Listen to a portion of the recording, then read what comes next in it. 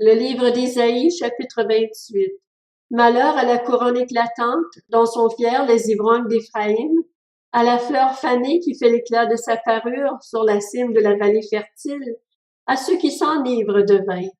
Voici qu'arrive de la part du Seigneur un homme fort et puissant, pareil à un orage de grêle ou une tempête destructrice, à des trombes de pluie qui inondent tout.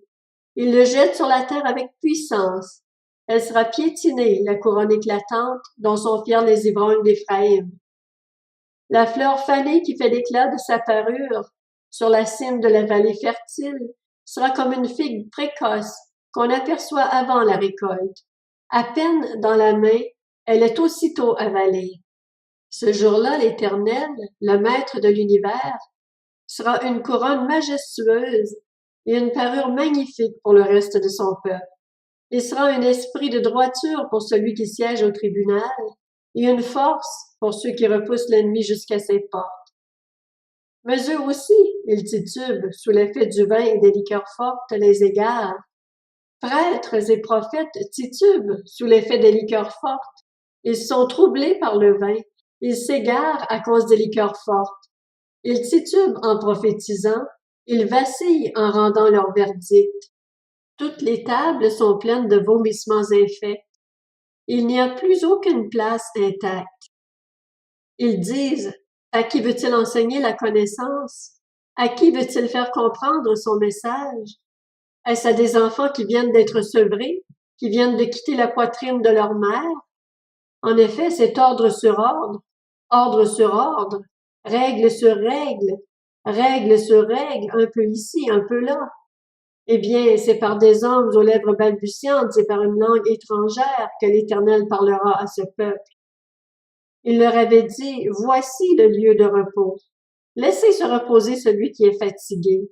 Voici le moment de la détente. Mais ils n'ont pas voulu écouter. Et pour eux, la parole de l'Éternel sera vraiment ordre sur ordre, règle sur règle, un peu ici, un peu là, afin qu'en marchant, ils tombent à la renverse et se brisent, afin qu'ils soient pris au piège et capturés. Écoutez donc la parole de l'Éternel, hommes habitués à la moquerie, vous qui dominez sur ce peuple à Jérusalem. Vous dites, nous avons conclu une alliance avec la mort, nous avons fait un pacte avec le séjour des morts. Quand le fléau débordant passera, il ne nous atteindra pas, car nous avons la fausseté pour refuge et le mensonge pour abri. À cause de cela, voici ce que dit le Seigneur, l'Éternel.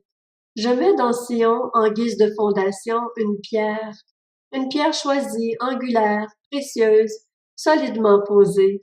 Celui qui s'appuie sur elle sera en sécurité. J'ai établi la droiture comme une règle et la justice comme un fil à plomb. La grêle balayera le refuge de la fausseté et l'eau inondera l'abri du mensonge. Votre alliance avec la mort sera supprimée. Votre pacte avec le séjour des morts ne tiendra pas. Lorsque le torrent destructeur passera, il vous écrasera. Chaque fois qu'il passera, il vous emportera.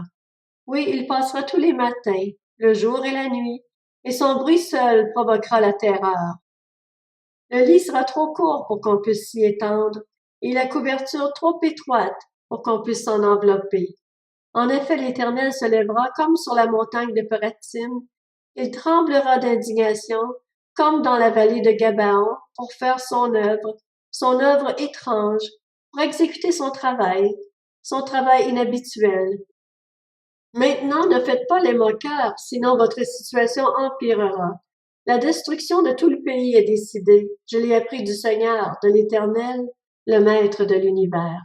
Prêtez l'oreille et écoutez-moi. Soyez attentifs et écoutez ma parole.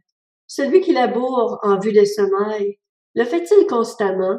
Remue-t-il et bêche-t-il sans cesse son terrain? Après avoir aplani la surface du sol, n'y disperse-t-il pas de la nigelle et ne sème-t-il pas du cumin? Ne met-il pas le blé par rangées, l'ordre à une place marquée et l'épeautre sur les bords? Son Dieu lui a enseigné la règle à suivre et l'a instruit. On n'écrase pas la nigelle avec le traîneau et la roue du chariot ne passe pas sur le cumin. Mais on bat la nigelle avec un bâton et le cumin avec une baguette. Par contre, On doit écraser le blé pour en faire du pain. On ne le bat pas indéfiniment. Et si l'on fait passer la roue du chariot et les chevaux dessus, il n'est pas écrasé. Cela aussi vient de l'Éternel, le Maître de l'univers. Il distribue de merveilleux conseils et augmente les capacités de discernement.